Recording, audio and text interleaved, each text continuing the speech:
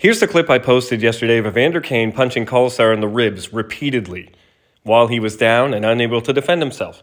And I had a lot of people comment saying, why don't you show the rest of the play, Josh? Why don't you show what led up to that? Seems a little biased or skewed.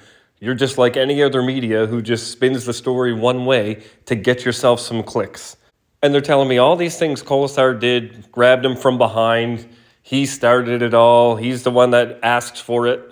Now let's take a look at what actually started it then. Pietrangelo, yeah, he slashes Bjugstad, and so does Whitecloud, and then they go after him. Kolesar just comes in from behind. He sees Kane grab Whitecloud from behind and grab him off Bjugstad, so Kolesar naturally comes in and grabs Kane off Whitecloud.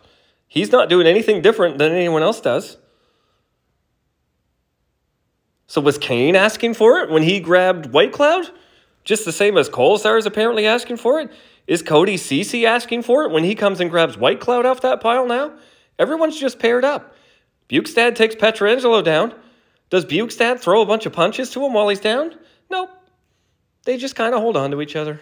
And only then does Kane rip Kolesar down, and now he's the only one out of all these people that decides, you know what, I got him where I want him. I'm going to feed him. Here's another view from the neutral zone where the linesman is already trying to break up the Kulak fight that's taking place way up in the neutral zone. And you can see a view down to the corner where Kane's just feeding haymakers. Look at Bjugstad beside him. He's got a player dead to rights. He's not punching anybody. What this is NHL Rule 46.2, aggressor. The aggressor in an altercation shall be the player who continues to throw punches in an attempt to inflict punishment on his opponent who is in a defenseless position.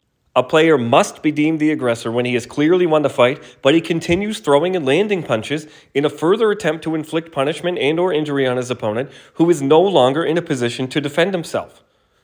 A player who is deemed to be the aggressor of an altercation shall be assessed a major penalty for fighting and a game misconduct. But really, what he did was an unnecessary escalation of that situation. Do you maybe think it was worth it as an Oilers player to do it at that time of the game with the score being the way it is? Maybe you do. Maybe you decide that Evander Kane was right to do that.